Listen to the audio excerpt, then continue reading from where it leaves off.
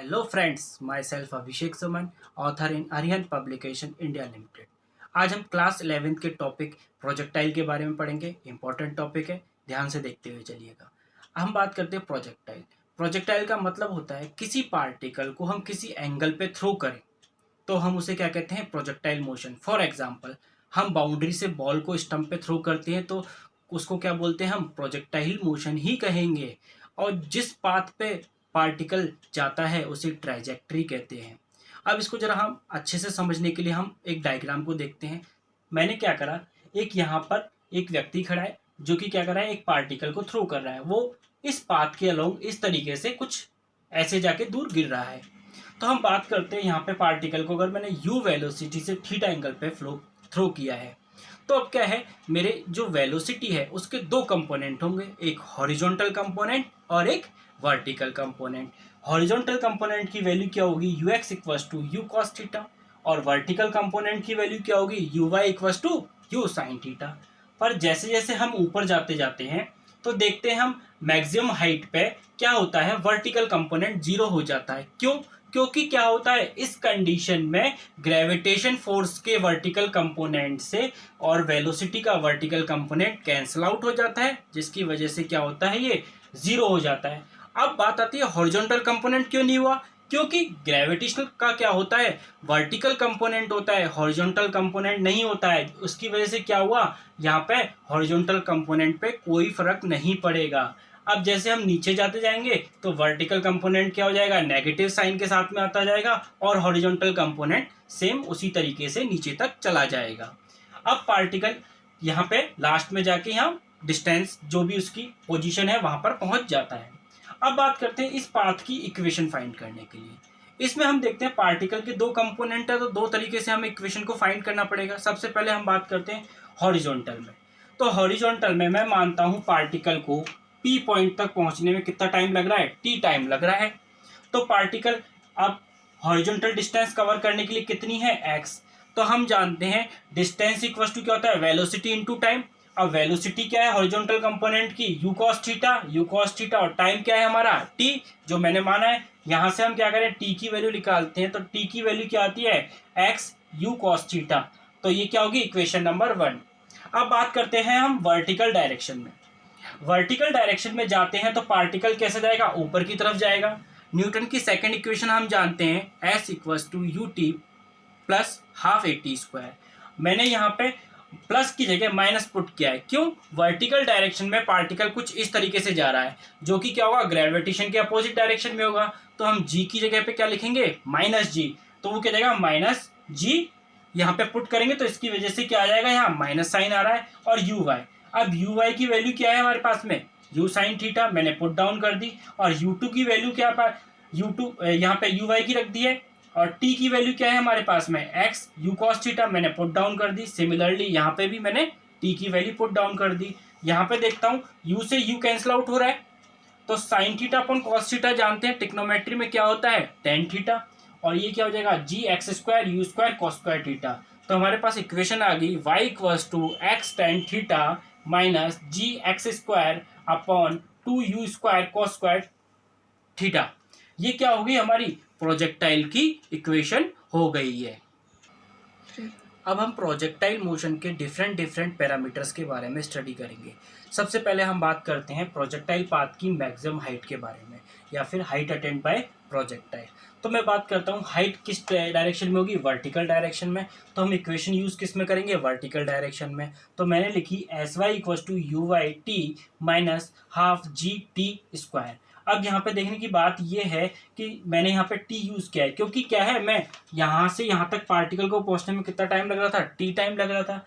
जैसा कि हम पहले पढ़ के आए थे, टी की वैल्यू क्या थी, यू साइन थीटा अपॉन जी, और यू वाई की वैल्यू क्या है, वर्टिकल कंपोनेंट ऑफ वेलोसिटी क्या है, यू साइन थीटा, ये पुट डाउन कर दी, half g u sine theta upon g का होल स्क्वायर। अगर मैं इसको सॉल्व आउट करता हूं तो देखिए ये यू स्क्वायर हो जाएगा और ये साइन स्क्वायर थीटा अपॉन जी हो जाएगा, माइनस अब यहाँ पे देखिए ये जी, यहाँ पे जी स्क्वायर होगा, एक जी है यहाँ कैंसिल आउट हो जाएगा, तो two g u square sine square two theta. अगर इसको मैं सॉल्व आउट करता हूं तो मेरे पास में क्या आता है, h equal to u square sine square theta upon जी।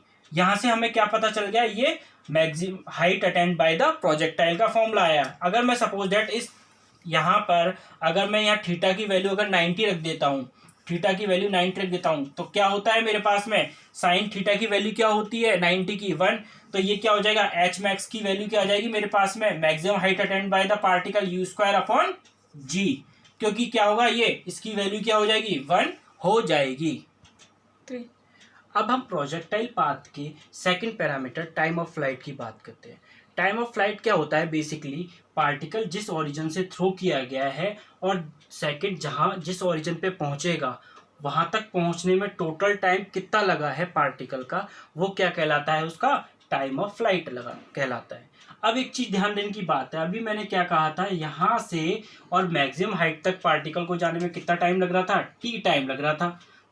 तो पार्टिकल को दोबारा मैक्सिमम हाइट से ओरिजिन तक आने के लिए कितना टाइम लगेगा, टी टाइम लगेगा। मतलब जितना पार्टिकल को ऊपर जाने में टाइम लगता है उतना ही उस पार्टिकल को नीचे आने में भी टाइम लगता है। अब इसी तरीके से हमें क्या पता चलता है, टोटल टाइम ऑफ फ्लाइट क्या हो जाएगा, टी और टी यानी 2t हो जाएगा। तो t इक्वल्स टू क्या हो जाएगा 2t। अब t की वैल्यू हम पहले पढ़कर आए हैं, क्या है u साइन थीटा अपॉन जी। तो टाइम ऑफ फ्लाइट की वैल्यू क्या आ गई मेरे पास में यहाँ पे 2u साइन थीटा अपॉन जी। अब थर्ड पैरामीटर है हमारा हॉरिजॉन्टल रेंज। हॉरिजॉन्टल रेंज मतलब हॉरिजॉन्टल पर उस पार्टिकल ने टोटल डिस्टेंस कितनी कवर की है, यानी उसके ओरिजिन से और डेस्टिनेशन के बीच की टोटल डिस्टेंस कितनी है। तो इसको फाइंड करने के लिए सपोज दैट मैंने माना पार्टिकल यहाँ से और यहाँ तक की डिस्टेंस क्या है, r है। अगर r की बात करता हूं तो यहाँ पे हॉरिजॉन्टल वेलोसिटी क्या है मेरी, u x इक्वल्स टू क्या है u cos theta, u cos theta. और टोटल टाइम कितना लग रहा है यहाँ से यहाँ तक पहुंचने में, मेरा टाइम ऑफ फ्लाइट के इक्विवेलेंट है। और टाइम ऑफ फ्लाइट क्या निकालिए 2u साइन थीटा अपॉन जी। मैंने यहाँ पे वैल्यू पुट डाउन करी तो देखता हूं मैं ये क्या हो जाएगा, ये हो जाएगा u square sine 2 theta upon g. क्यों, देखिए अब होगा क्या, यू स्क्वायर से यू स्क्वायर हो जाएगा, फिर बचेगा 2 sine theta cos theta. 2 sine theta cos theta equals to क्या होता है साइन 2 थीटा के। तो ये क्या हो गया u square sine 2 theta upon g. अगर किसी कंडीशन में थीटा की वैल्यू 45 कर दूं तो यहाँ क्या होगा 45 इंटू 2 क्या हो जाएगा 90, और साइन 90 की वैल्यू क्या होती है 1। तो उस कंडीशन में रेंज क्या होगी, मैक्सिमम होगी, और उसकी वैल्यू क्या होगी यू स्क्वायर अपॉन जी। इससे हमें क्या पता चलता है, हम अगर किसी पार्टिकल को 45 डिग्री की एंगल पे थ्रो करते हैं तो मैक्सिमम रेंज कवर करता है। इसीलिए एथलीट क्या करते हैं, हमेशा अपने जो थ्रो करते हैं वो 45 डिग्री पे करते हैं ताकि वो ज़्यादा दूरी पर जा सके। 3 यदि हम तो पार्टिकल को उनके कॉम्प्लीमेंट्री एंगल से थ्रो करें तो वो सेम रेंज कवर करते हैं। क्यों, क्योंकि देखिए सबसे पहले बात आती है कॉम्प्लीमेंट्री एंगल क्या होते हैं। ऐसे एंगल जिनका एडिशन क्या होगा 90 डिग्री, यानी θ1 प्लस θ2 इक्वल्स टू 90 डिग्री होना चाहिए। ऐसी कंडीशन में कॉम्प्लीमेंट्री एंगल्स क्या क्या बन सकते हैं, जैसे 60 30। अगर मैं 60 डिग्री से किसी पार्टिकल को थ्रो करूंगा और 30 डिग्री से थ्रो करूंगा तो दोनों की रेंज क्या आएगी, सेम आएगी, क्योंकि दोनों क्या है एक दूसरे के कॉम्प्लीमेंट्री एंगल्स हैं। इसी वजह, और दूसरा हो गया 45 डिग्री 45 डिग्री, ये भी क्या है एक दूसरे के कॉम्प्लीमेंट्री एंगल्स हैं। अब बात आती है रेंज। रेंज का फॉर्मूला हम बेसिकली पढ़ कर आए थे, r equals to u square sine 2 theta upon g, ये पढ़कर आए थे। अगर मैं 60 की वैल्यू रखता हूँ और 30 की वैल्यू रखता हूँ, दोनों कंडीशन में जो रेंज आएगी वो बराबर ही आएगी, R60 इक्वल्स टू R30। ठीक है, ओके, थैंक यू।